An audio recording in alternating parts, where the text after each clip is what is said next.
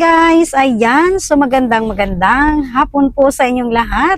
So ngayon po guys is papasyal po tayo, hihirit lang po si Kindness ng pasyal dahil po hindi, dapat guys may pupuntahan si Kindness na maganda talaga po na pasyalan po pero malayo, and then kulang tayo sa oras guys kasi ngayon po is araw ng linggo, kahapon po Sabado may pasok si Kindness. So hindi ako makabuelo guys at sa gusto kong i-share sa inyo, pero this time meron naman po kung saan malapit lang po din kay Kindness. Okay? So ayan guys, malapit na rin po tayo kung saan po tayo pupunta ngayon. Okay? Alright guys, at dito po tayo pupunta ngayon. So, medyo malapit lang to sa akin guys. Siguro sa mga 30 minutes lang din po. Ayan. So, dito po sa Japan, kahit basta autumn leaves po, katulad po ng sinabi ko po noon, ito po yung maganda na kahit saan po tayo pupunta, may makikita po tayong mga naggagandahang dahon po dito. Alright, ayan po. So, malapit na po tayo guys.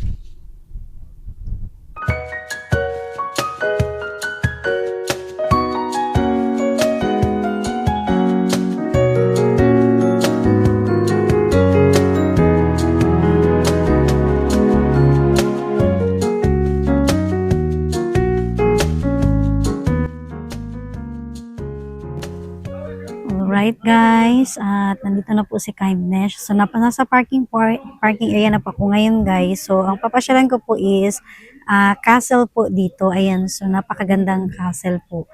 Ayan guys. So nag-iiba na po yung kulay. Actually po, sa personal po talagang ang tingkad-tingkad po ng kulay niya. Parang yellow na may pagka-orange. Ayan. So ngayon po kasi is ano na po, medyo hapon. So, ewan ko lang po kung sa camera, pero yan po, sinishare ko po sa inyo ngayon, may kulay na po talaga yung mga puno ngayon dito. Okay, so maglalakad tayo guys.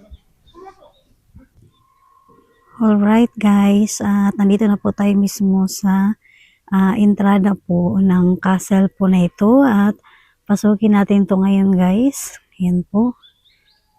So, gusto ko naman pong i-share po sa inyo ito. Alright, okay.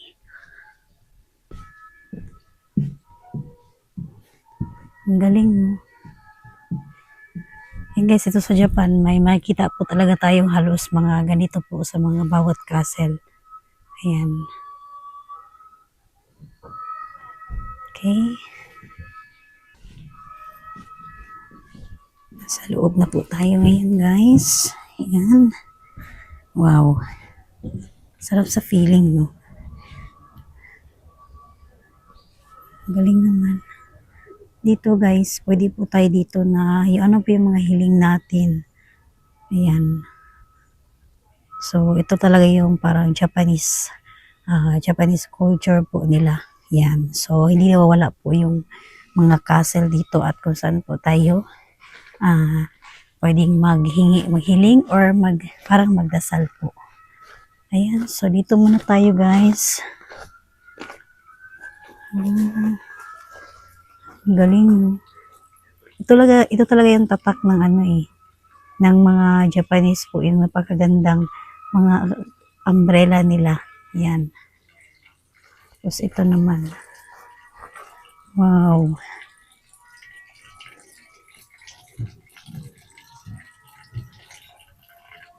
Ayan po guys. So, konting mahimik lang po si Kindness kasi nagbigay lang po ako ng parang respeto po sa bawat po sa kanila dito guys. Napakahalaga po nito. Kung nakikita niyo po ito na meron talaga siyang parang special po ang kanyang lugar. Ayan. Ayan, nalagay po sila mga bulaklak mo.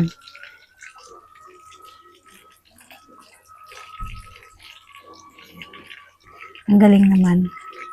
May mga pa flowers. Wow.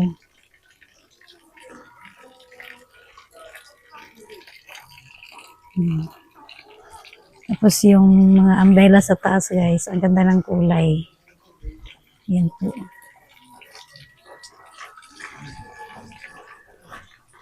Ito may to. Ano din pala oh. Ito ang bulaklak. Right?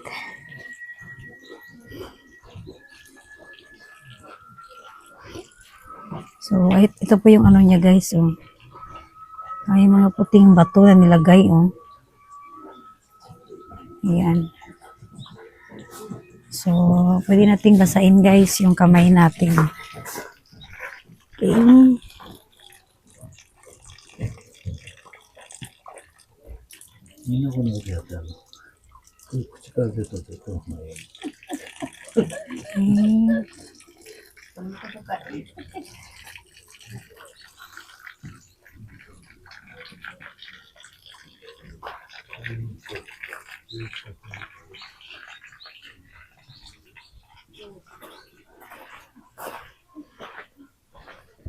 Ang galing. Ayan. Ang ganda, no? Japanese talaga ang ano natin ngayon, guys, oh. Maganda dito, guys, ano yung parang may mga damit ka po na pang Japanese. Ang ganda po tingnan. Wow.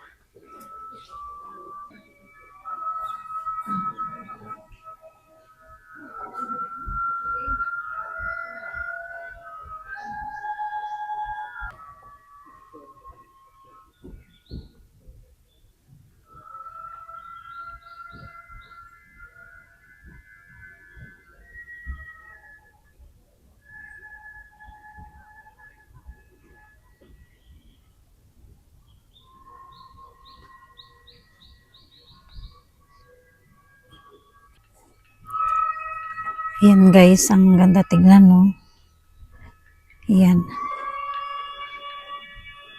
Alam mo yung ano, guys, kung titignan natin mabuti yung pagkagawa, ang ganda po talaga tignan. Grabe yung, alam mo, tingnan niyo po, guys, pakita ko po sa inyo ng malapitan. Ayan na, medyo mabusisi po talaga siya. Ayan po. Wow. So, ito yung ano guys. So, ngayon, nagtanong po ako kung pwede bang pumasok dyan ngayon. Pero, sa ngayon po is, parang yung pwedeng pumasok lang po. Parang, naka-schedule lang po. Yan. And then, higit po sa lahat, parang, yung may sadya ka po. And then, doon banda guys, pwede ka pong bumili ng mga souvenir niyo po dito or ano pa man. At pwede rin po kayo dito na parang magdasal mismo sa loob. Yan po, katulad po ng ginagawa nila. Yan. So, hanggang dito lang ako guys, kasi nga po hindi tayo pwedeng pumasok dyan ngayon. Ayan, medyo malaki pa po ito na castle po. Ayan po. And then kapag nakabili po tayo ng ano doon mismo sa parang souvenir guys, kung ano yung mga gusto natin, yung mga wishes, dito rin po nila sinusulat. Kaya medyo marami po talaga ang nagbibigay dyan ng mga kung ang mga list po ng mga message natin. Halimbawa kung gusto niyo pong maging successful sa inyong mga sa school, ayan, sa trabaho, iba't iba po, ano man yan. So madalas guys, ito po yung na-share po ni Kindness tuwing vlog ko po na may mga ganito sila. Kasi nga, pang ano po nila ito guys, kung para pang mga wishes natin, yan, pwede po tayo dito. Wow. Ang ganda tignan. Yan. So, marami pang space. Pwede po tayong magsulat dyan. Wow. So, dito pa lang guys, mamangha ka na sa ganda po talaga ng lugar. Yan. So, sana next time siguro pwede natin pasukin ito. Yan po. Okay. Alright guys. And then dito, pwede po tayo dito guys. Kung gusto niyo po yung mga hiling niyo po, pwede rin po dito. Yan, ang dami. Oh. Iba-iba. So, ito guys, binibili lang din po doon. Yung pinakita ko po sa inyo kanina, binibili lang po and then pwede po kayong magsulat. Alright? Ayan. So, ulitin ko lang po, dito po sa Japan, kapag may makita po kayong ganyan po talaga na parang arc siya, kulay pula, ito po ay napakarespetadong lugar po. Okay? Ayan po yung isa sa mga sinishare sa inyo ni Kindness kapag lalo na pag gusto niyo pong mamasyal po dito sa bansang Hapon. Okay, so hanggang dito lang tayo guys, hindi na tayo pwedeng pumasok doon. Ayan.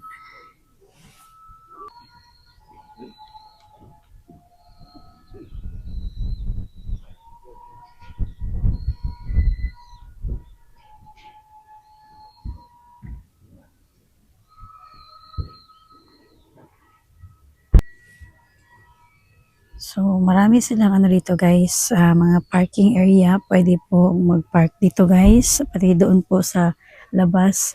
Dahil marami rin pong namamasyal dito.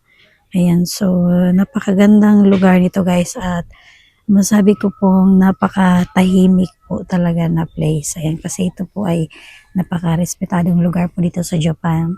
And then, higit sa lahat, dito guys, katulad po ng sinabi ko po kanina, pwede po kayong, ano man yung mga hiling nyo, mga dasal, ano man po. So, nandito po, pwede po natin gawin dito. Alright? Katulad po na ginawa ni Kindness kayo na konting tumahimik lang po ako saglit. Yan po. Alright guys, so i-share ko lang po sa inyo bago po kayo pumasok mismo, pwede po kayong agad na parang magbow lang po bago po kayo pumasok mismo sa castle. Alright? Ayan, so palabas na tayo guys. So, ito po yung ano niya, pwede tayong dito guys kahit maglakad-lakad, pwede na po kasi nga parang makita natin yung napakaganda pong mga lugar po dito. Lalo na po kapag autumn leaves po dito sa Japan. Ayan, so dito guys halos magkalapit lang po yung pwede nating pasyalan. Alright, katulad po nito guys, abangan nyo rin po yung aking mga susunod na ma-upload na videos. Ayan, so kahit mga bata po, pwede po dito guys magpasyal. Ayan.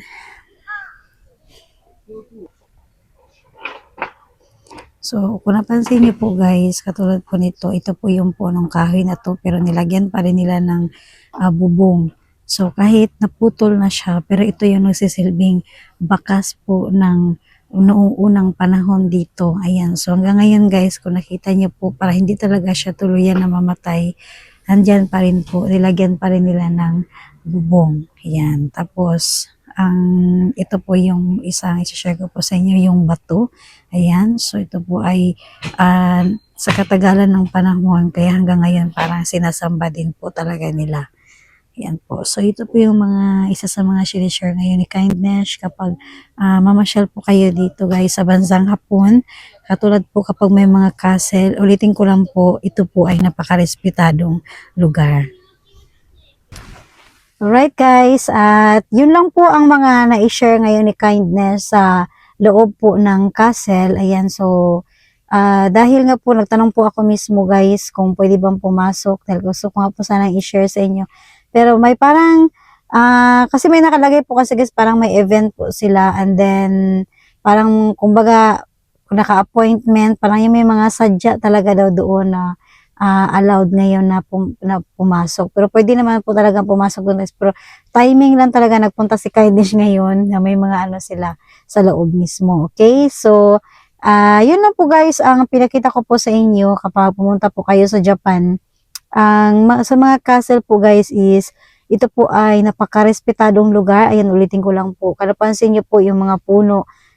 Kahit sa kalumaan na, ayan, pero nilagyan nila ng bubong para hindi talaga tuluyan na masira. Okay?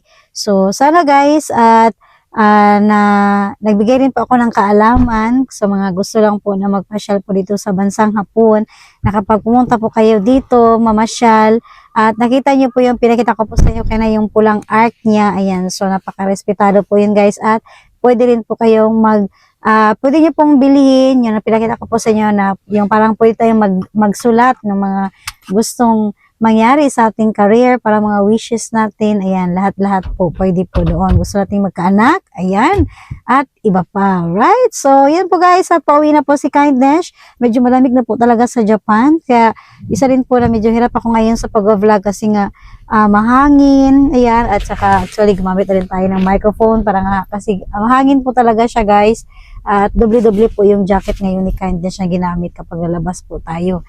Okay? So, yan po guys ang aking mga isa sa mga na-share po sa inyong lahat. At ako na po yung paalam po. Bye guys! At domo arigatou gozaimasu!